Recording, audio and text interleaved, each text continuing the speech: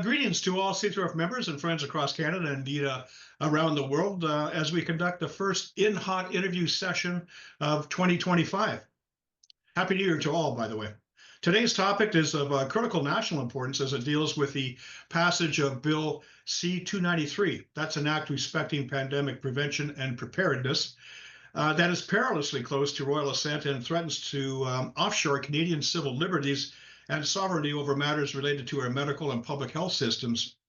How odd that such an impactful piece of legislation should fly under the radar with little public debate, but we're here today to do so. And we're fortunate to have with us today two experts who can shed some light on just what is coming the way of everyday Canadians. By way of introduction, we have James Roguski. He's a researcher, author, natural health proponent, and an activist who believes that the old systems are rightfully crumbling, so we must build their replacements quickly. In March of 2022, he uncovered documents regarding proposed amendments to the international health regulations and was instrumental in raising awareness about them. He has also been doing everything possible to expose the World Health Organization's hidden agenda behind the proposed pandemic agreement, as well as the fraudulent use of the PCR process as the diagnostic test. The pharmaceutical hospital emergency industrial complex is hell-bent on developing the capacity to manufacture vaccines as a ubiquitous final solution to nearly all health issues. This approach does not improve health. It only creates lifelong chronic disease. James is doing everything in his power to chart a path forward to address healthcare in a more natural way. His vision for the future can be summarized by the phrase, "Let's get out of the who and on with the new." Our second expert is Matthew Pauly. He has a successful background as a computing professional whose life was forever changed by government-sponsored, non-consensual human experimentation. Accordingly, his life's purpose has become to warn the public of such clandestine research and development, including initiatives contained with the Government of Canada's Bill C-293. That's an act respecting pandemic prevention and preparedness, an act that seeks to subordinate the nation's medical and public health systems to international authorities. Now, my first question is over to you, Matthew. And just yesterday, we had the situation where the Prime Minister prorogued government. So I'm wondering if you can explain to us why should we have to worry about Bill C-293 anyway? Because doesn't it go off the table with prorogation? Over to you, Matthew. Right. Well, in fact, this is what most people thought, and it was reported in the media, unfortunately, by a lot of people. And in fact, it's not true because C-293 is a private member's bill. And in the rules of the Senate and the Parliament, private members' bills do not stop, particularly in the Senate. So what's going to happen is that March 27th, when the prorogation is ended and a new session is started, this bill will either, depending on the interpretation of the rules, it will either return to the beginning of second reading or it will go to reintroduction into the first reading. And that's when the senators, when the leading opposition senators has said that's what's going to happen. Others are saying, no, it's going to go back into second reading. So either way, it's still going to be alive because don't forget, 80 of the 105 senators have been appointed by Trudeau. And this is the mother bill that's going to do massive implementation of damage to Canada. So they really want this to go through. I was really surprised by this, and I just want to share a document here with our audience that shows just what the heck is going on here. Okay, this is Chapter 8 of the Parliamentary Cycle. This is a government document, and I've got it highlighted here. It says since 2003, prorogation has had almost no impact, no practical effect on private members' business, and this is a private members' bill by MP Erskine Smith, I believe his name is. Yeah. As a result of significant exception to the termination of business principle. So we see here that you are bang on here, Matthew, and I was very, very surprised to see that. But this bill is not going to be dead with prorogation. It is going to be survive, and on March 24, when they come back, it's still in play. Now, the bill itself, what is there about this bill that has you worried? Well, the entire thing is actually implementing a level of control and suspension of freedoms of Canadians like nothing that's ever come through the House ever, ever. Like this is outstandingly a violation of all of our rights and freedoms. And it's actually not based on science either. I mean, if this is called the Pandemic Prevention and Preparedness Act, well, if you wanted to really, you're concerned, this was started in like 2022, it came into the House, and if they were really concerned about, making sure their pandemic plans were accurate, they would think, well, let's do a review of what we've done.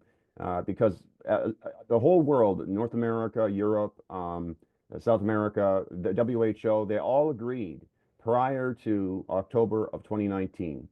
That was the Bill and Melinda Gates Event 201. They all agreed that lockdowns were completely inappropriate. Do not do them. They're more damage, more harm than good.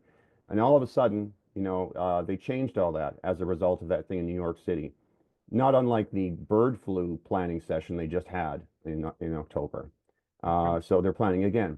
Anyway, so if you were going to really look at what's causing pandemics in Canada, the two major pandemics in my lifetime were SARS back in 2002, 2003, and of course the COVID pandemic. Will not get into the details of whether or not it really was a pandemic, but suffice it to say these are both SARS-CoV-1 was SARS, SARS-CoV-2 was COVID. They're both engineered bioweapons that leaked out of labs. So if you wanted to, put an act out to try and prevent pandemics, the first thing you would do is say, let's defund these level 3 and level 4 labs, and let's work with our partners to re-sign a more comprehensive bioweapons treaty. But no, that's not what they did.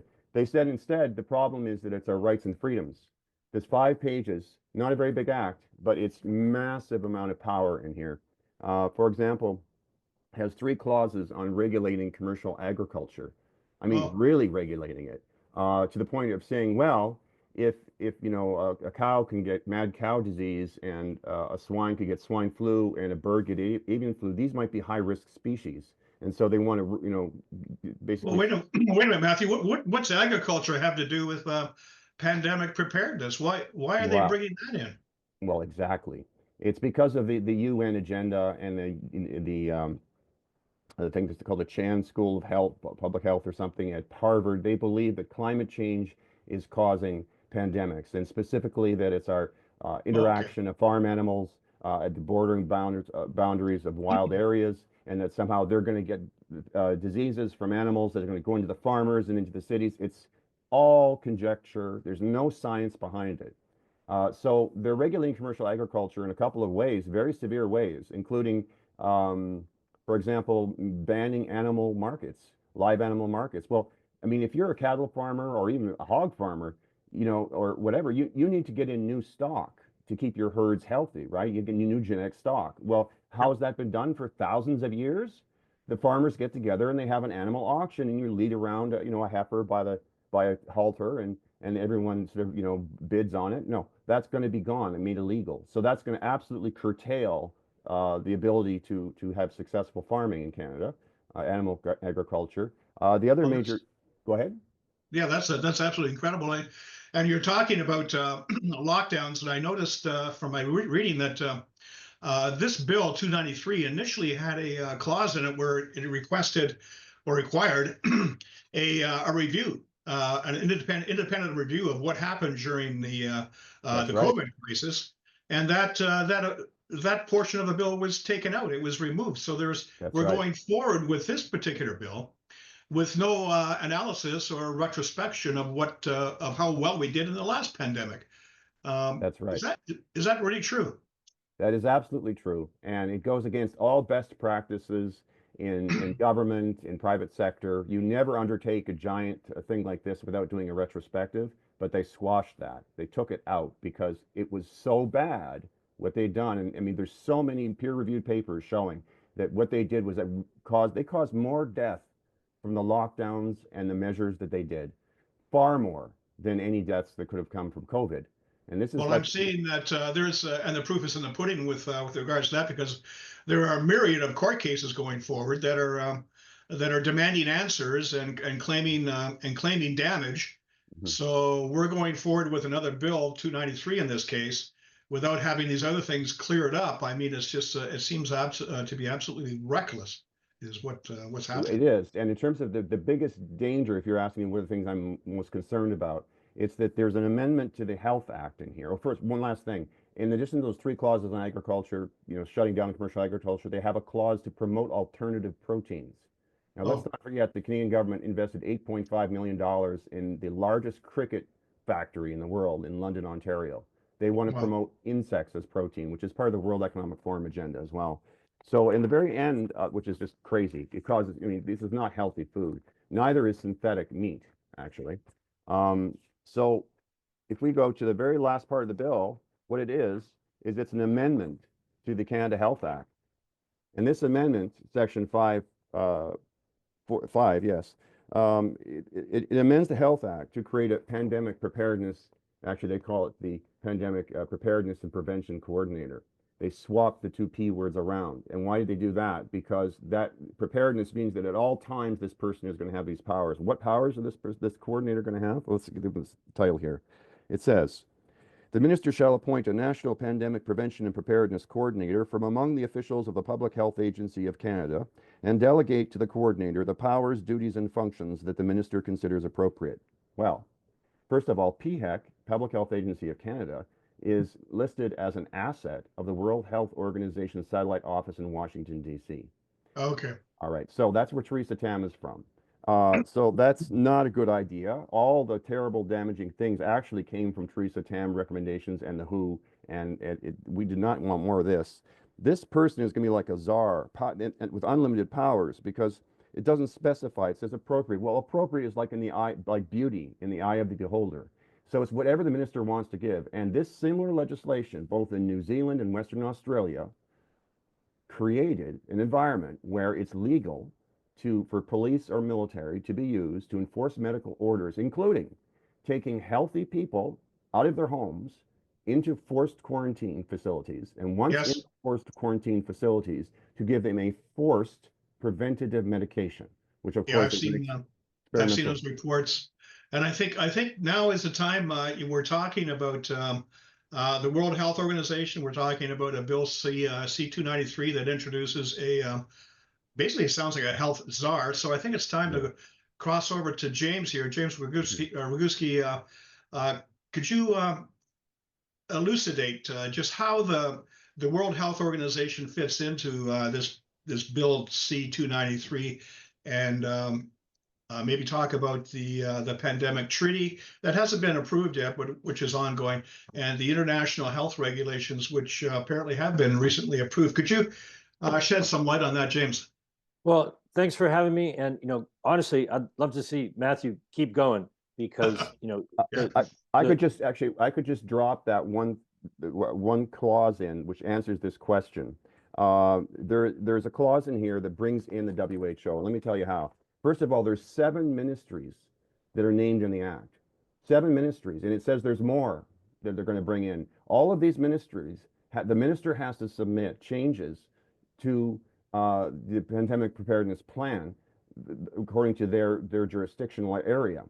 Yeah. So what does the Minister of Industry or the Ministry of Transportation or whatever know about preventing pandemics? Nothing. So they're not specialists in that area. So where is it going to come from? You've got this huge vacuum now where you've got all these people who has to provide all this information, but they don't have it. Where does it come from? Well, they've solved that. It says in let's get the right clause here that we're bringing in the WHO and the UN agendas. Okay, this is in section 3.2.0, set out in consultation with relevant ministers a summary of key cooperative measures or agreements on disease outbreak prevention and preparedness between the Government of Canada, other foreign governments, and key international organizations, including the World Health Organization, the United Nations Environment Program, the World Organization for Animal Health, and the Food and Agriculture Organization of the United Nations. Now, when we talk about the WHO, and this is about disease, these are agreements on disease, outbreak prevention, and preparedness. Does that not sound like the WHO amendments, the WHO Yes. pandemic plan, and all that stuff? I mean, it's exactly what it is. So that vacuum is going to be filled by pulling in all of this stuff from the WHO and in the UN. So Now, it's who makes the decision, Matthew, to pull in stuff, offshore stuff from the World Health Organization? Who makes that decision to go there and take their advice or implement their, I guess, their health regulations right now? well, Is it that the just czar, the health czar? no, the health czar is the person who's going to execute the pandemic plan. These other clauses are to specify how the pandemic plan must be created, the requirements, the process, and Okay. it includes all these different ministers. So the Minister of Health will have a big, but it's not just these mechanisms. There's also contact tracing and the imposition of new technologies to contact trace people potentially at all times, just in case at some future point there will be a pandemic. We'll know exactly where everyone has been in the last couple of months. And this, Okay. by the way, this applies to you when you're outside of Canada. They're saying that we have jurisdiction over you outside of Canada now when you're in a foreign country, so that Okay. we can implement contact tracing on you through that other government. So anyway, Now I see that the bill mentions something called the One World Health One Health, regime. One Health, yes, One yes, Health, and maybe James, you can talk to that because yeah. the One Health idea goes back to the World Health Organization and its plans. And could you speak to that One Health and what it means to Canadians? There's a world of information, okay, and I'm going to try to slow it down and calm it down a little Yeah. bit. Okay. Even though there's a world of information that needs to be dealt with, almost everything that people have come to believe about what's going on with the negotiations with the WHO and the international health regulations and the amendments to those regulations, as well as the proposed quote unquote pandemic agreement, have been absolutely misunderstood and misrepresented by people on our side. Okay. And so it's very helpful to rewind the clock and go back to late 2020, early 2021, when, a year of COVID, not everywhere, they didn't have a year of COVID in Australia. Nobody got sick in Australia. And, the push was for everyone to get the vaccine. And I use that term loosely because they're really biological weapons. They're not vaccines. What was supposed to happen, what was, kind of agreed upon, the way Matthew said, oh, well, here's what we were supposed to do, but then that all got thrown out the window and something else happened. What happened was the wealthy nations hogged up all these wonderful jabs. Canada, I think, has already doled out 100 some million jabs to their population of 40 million people, but they got contracts for 400 million jabs, like 10 per person. You scratch your head and you go, wait a minute, 10 per person? That's not a vaccine. That's an ongoing immune destroying therapy. Okay. Yeah. Yeah. And along the way, by May of that year, right, the independent panel had determined, with their review of what had happened, the lesson that they learned and that they put out there from May of 2021 was not the lesson that Matthew learned, or you learned, or I learned, or your audience learned, that, masks don't work, lockdowns are stupid. The treatments that they gave, the ventilators, the remdesivir, none of that. And people were beginning to learn that, hey, wait a minute, these weren't really vaccines. These are, weapons to damage people. The lesson that they learned, and the lesson that oversaw all of the 3+ years of negotiations, was that big pharma was not big enough.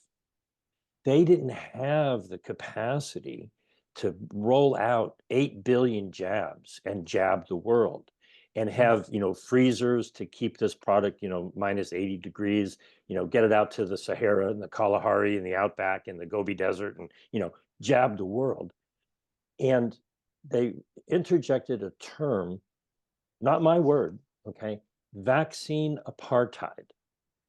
The poor nations that have mostly, you're shaking his head, you just go, what in the world, right?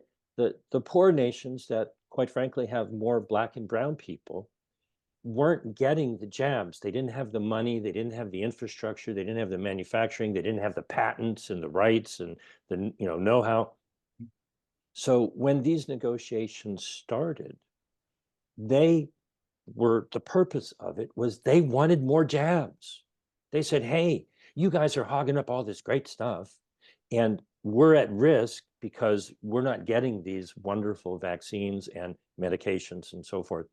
And so throughout these negotiations, there has not been one word spoken ever in any of the videos or audios or written documents or anything questioning any of the things that were done. No one questioned the lockdowns or the masks or the drugs. And on June 1st, when people were busy celebrating the defeat of the WHO because they weren't paying attention, they adopted amendments to the international health regulations. Yes. The definition of the term pandemic-related products has nothing natural in it. There's no herbs or minerals or vitamins or nutrition or any such thing. It's just all pharmaceutical products, including cell and gene-based therapies. So what we're dealing with here is not anything to do with health. It doesn't have anything to do with personal rights and freedoms. It doesn't have anything to do with national sovereignty. And that makes some people's heads spin. But if you actually read the documents, what you see is a corrupt business deal. What they agreed to in the changes of the amendments for the international health regulations is a financial coordinating mechanism. They want your money to flow through the WHO to be dispersed around the world to build manufacturing capacity so that big pharma can jab the people that they missed the first time around, and they know they don't have the capacity to do, going off into the future. Now, what is really going on here is we have an ongoing decades-long pandemic of iatrogenic disease. Iatrogenic disease means it's caused by your doctor. Healthy person, look at COVID. Healthy person wants to go to work, feeling fine. Oh, you got to take a test. Well, please, everyone, go to pcrfraud.com. Should be able to remember that, pcrfraud.com. It's an article that I did almost a year ago now. It's a lie, okay? The PCR process is a very valuable, innovation by, enabling Kerry Mullis, but he said this is not to be used. I actually published it on the 5th anniversary of his death back in August. This is not a diagnostic, okay? Well, that's how they used it. So healthy people got tested. Oh my God, I got COVID.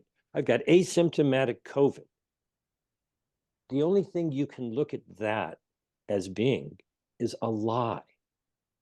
The PCR, the use of the PCR process, calling it a test, is fraud upon the people. Well, hold on just a moment. What's really the concept behind One Health? One Health does not mean a one world government controlling your health. That is not what One Health means. One Health is to mess with your head. One Health means everything has an impact on your health. Well, duh, okay? But the thing that they want to do is expand the use of the PCR process to test your chickens and your cows and your goats and your septic systems and, your manure pile and your, slop, for your pigs, looking for pathogens that they can bring into the lab to turn into money. Because if they can identify this new scary pathogen that may or may not ever cause anybody any problems, if it merely has the potential to cause a problem, they can turn that into money. oh, we found a new pathogen and we're going to make tests to test for it to protect you from something that isn't causing you any problem, but it has the potential to do so. Well, everybody wants in on that game. Is that word used, James? Potential? Does Absolutely. Absolutely. So it's not a hard and fast. Okay, we've got a pathogen. It's this is all written up on the basis of we have the potential for a pathogen. And Well, the we could be in potential, a never-ending cycle of potential pandemics caused in this one health sense by climate change, by animals, by plants that get loose in the environment. We could be forever imprisoned by this thing. so Do you mind if I just briefly interrupt and just read the Yeah, two-sentence Matthew. definition from the Act? It says, whereas a One Health approach, a multi-sectorial and multidisciplinary collaborative approach that focuses on the human, animal, plant, and ecosystem health and welfare interface is central to preventing the risk of future pandemics.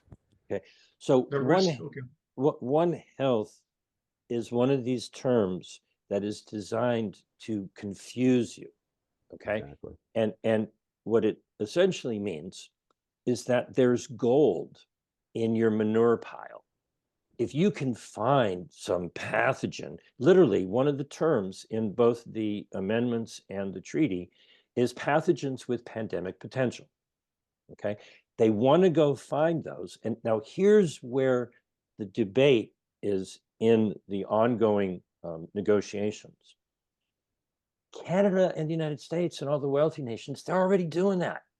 They're already having their agriculture department or whatever it may be, checking the dairy farms and checking the milk. And, they're looking for pathogens all over the place. The CDC has a wastewater treatment surveillance program, right? Even in Gaza, they claimed very clearly that they identified vaccine-derived polio in the wastewater in Gaza. So their solution to finding vaccine-derived polio in Gaza was to trick everybody into thinking, oh, we need to give all the little children in Gaza another dose of polio vaccine. Okay. Because it went through their gut and it ended up in the waste. I mean, the confusion and the head games that they're playing to get more poison into people. Okay. So what's going on with the negotiations for the quote unquote agreement is a battle over the fact that wealthy nations are already busy doing this. They have the infrastructure to be checking the chickens and the eggs and the milk and the cows and the cheese and all that kind of stuff. And what they want is they want to force the poor nations to do the same thing with their livestock and their poultry and their wastewater and all that sort of stuff. Because there's a whole world of pathogens to be discovered to scare people with. The WHO is just the trigger that says, oh, we found some outbreak somewhere. Be afraid, be very afraid. But the problem is that, and I'll use Canada as an example. I live in California, just so everybody's clear. But whether it's in the United States or it's in Canada or it's in Zimbabwe or Philippines or Singapore, the problem is that we, the people, have lost control of our government. It's not the WHO that's going to impose, lockdowns and mandates and, mandatory this or that. It's the fact that your municipality, your province, your federal government, or whatever level, they think that it's okay to control your life and your health based on fear. And so Now, what they let want me to get do this. is implement it on a local, municipal, state, federal level. And the WHO wants to be in charge of turning on the trigger. Oh, there's an emergency. Be afraid, be very afraid. But they also want to be in charge of the logistics and the distribution around the world. They want their fingers in billions of dollars to Okay, let me get this straight. pre-manufacture. Let me get this straight. we have these international health regulations in place. They've been amended. They've been approved. I believe Canada is a signatory to these new amended regulations. But what you're saying is that they really don't. Those regulations don't compel Canada to do anything unless it builds into its own legislation, like through C293, the bridge between Canada and the WHO and the regulations to make them one package type of thing. Is that what we're dealing with? I'll give everyone a website. It's mostly directed at Donald Trump and the United States, but you can get all of the information you need if you go to unacceptable.us. Unacceptable.us. I have a document there that has got 25 reasons and 30 reasons why you should push back against the amendments and the pandemic agreement. And what's in these documents is not what people think is in these documents. And so primarily what that's all about is defining terms, setting up this infrastructure to funnel money to the countries who the wealthier nations want the poorer nations to do what the wealthier nations are doing.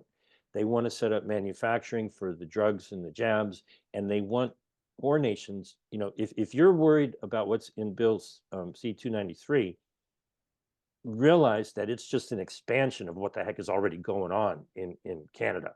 In relatively poor nations, they don't have the money and the infrastructure to be, doing PCR ridiculousness with their milk and their chickens and their eggs. And the pharmaceutical companies want that to be done all over the world, and they're balking at it because it's expensive. Okay. So they want Canadian money and American money to flow through the WHO to fund what you're concerned about in Bill C293 everywhere else in the world. And the model for what they want everyone to do is what we're dealing with, in the United States and in Canada and so forth. And it's insane because the way these diseases actually come about is when healthy people go to their doctor and they're injected with poison that damages their immune system. I'll give credit to Kevin McKernan for what I'm about to say, because he said it, I heard it from him, and it will never leave my mind. He said, and this is so deep, it's such a deep understanding, it might bounce off the first time. He said that, all of these people, all these nations, all these organizations are concerned about zoonotic transfer, right? Some pathogen is going to transfer, right? He said, well, the cause of the zoonotic transfer are the people who are sticking needles into babies. They are transferring the genetic material directly into your children. On the CDC's plan right now, at 6 months old, they want to give 3 COVID jabs to 6 years old.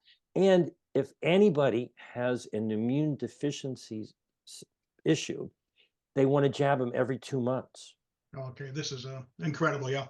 And I'd like to transfer over to Matthew. And Matthew, is what we're talking about here, these regulations, an upcoming pandemic treaty, are we talking about Canada through Bill C293 giving up on its own sovereign ability to manage emergencies and pandemics? Is that what's going on? May I butt in? I apologize. Go ahead. Okay. Let me just rephrase what you said, okay? Because this is the problem. Have the people of Canada lost control over their own government? That is the problem. Okay. That's thanks for that. Okay. Your original question. Yes, 293 is part of the United Nations goal and the WHO's goal, which is to have top-down control of all countries.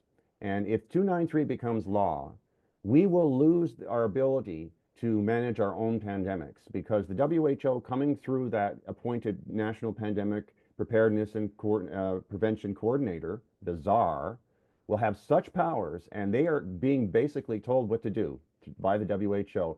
We will have our local laws will have to be changed to accommodate.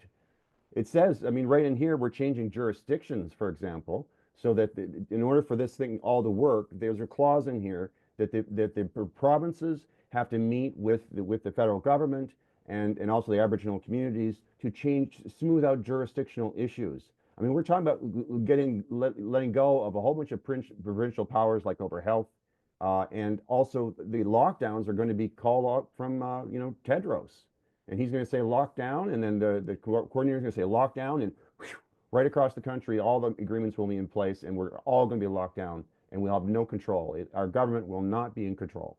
So let me get this straight. It is going to be the World Health Organization through international regulations that has the ability to declare a pandemic, and with that that declaration, I guess based on the One Health system, it could be climate change, it could be Correct.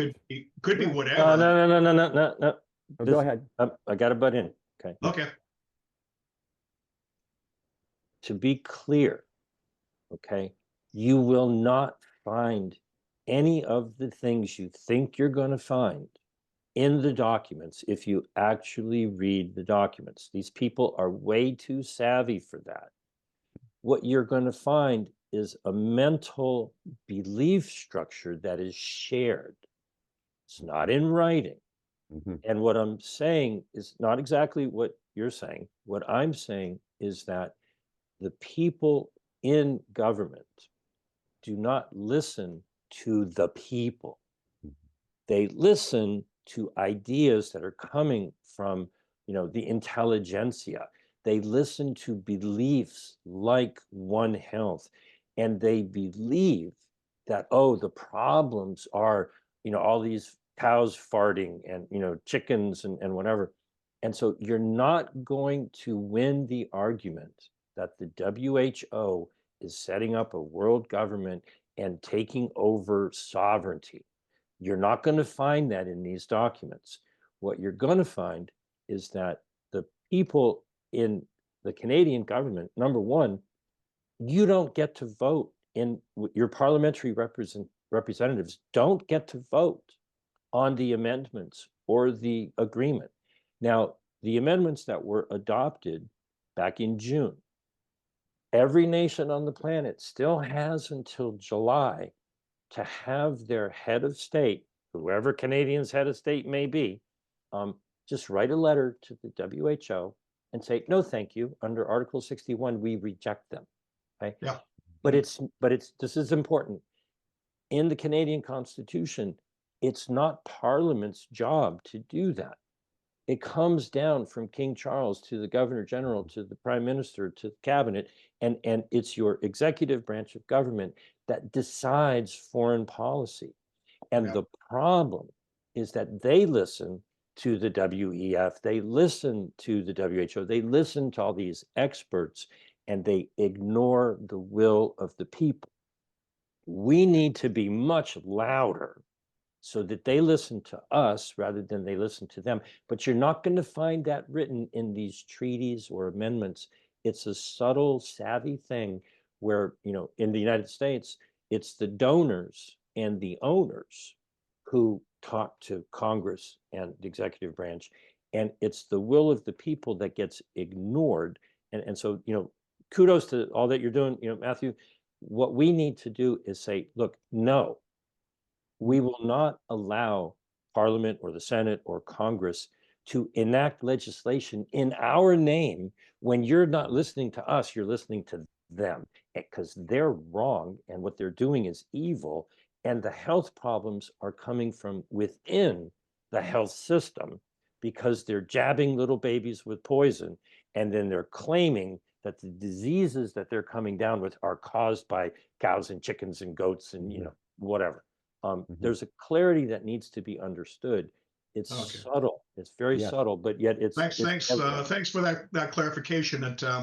It really shines a light on what needs to be done, and most obviously, the people, we the people here in Canada, are not being listened to. If a bill like 293 could go forward and they could actually take out a piece of the bill that calls for a review of what happened over the course of the COVID-19 pandemic. That actually, that kind of stinks. That really does kind of, that smells to the high heaven.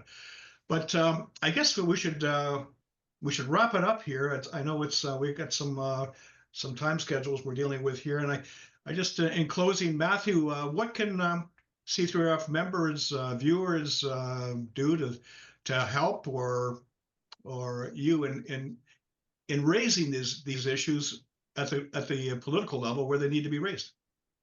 Right. Well, that's actually what's needed, and I really appreciate you let me speak on that one. Certainly, the first point I have to mention is that there's a one-click site called stopc-293.ca, and that site, stopc-293.ca, you go there, and it just literally takes 2 minutes to put in some information, and it sends letters automatically to all the senators that represent your province in the Senate. Okay. And we've already had 300,000 letters. Actually, it's up to 400,000 now. It's probably the largest engagement in Canadian history. And that this bill is still there and still, proceeding is just shocking. But it gives you an idea. They're not listening to James's point. They're not listening to the Canadian people. Second thing, they stop on X. Our user handle is at stop C293COMTEE. That's COMTEE. Again, stop C293 COMTEE. And that's on X. We have regular stuff going on there, including almost every week we have a show where we interview an expert on or someone with a lot of knowledge about C293. And I'd just like to, on your last comment, point out that King Charles III rang the ceremonial bell in Davos to usher in the Great Reset. Yeah. Number one. Number two, his father, Philip, on his deathbed, is alleged to have said, "I hope I come back as a deadly virus." That indicates the eugenicist belief system of the elites at that level that are calling the shots on Canada and calling the shots on whether or not the AIHR amendments are going to be rejected by our head of state. Okay.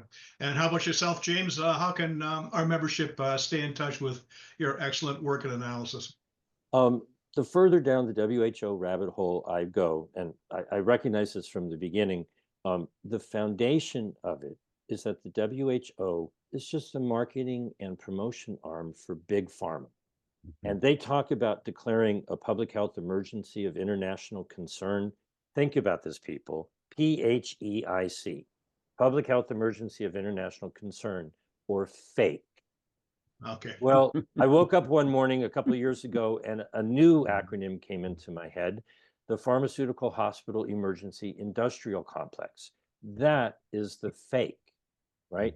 And so the problem is in your relationship with your healthcare practitioner.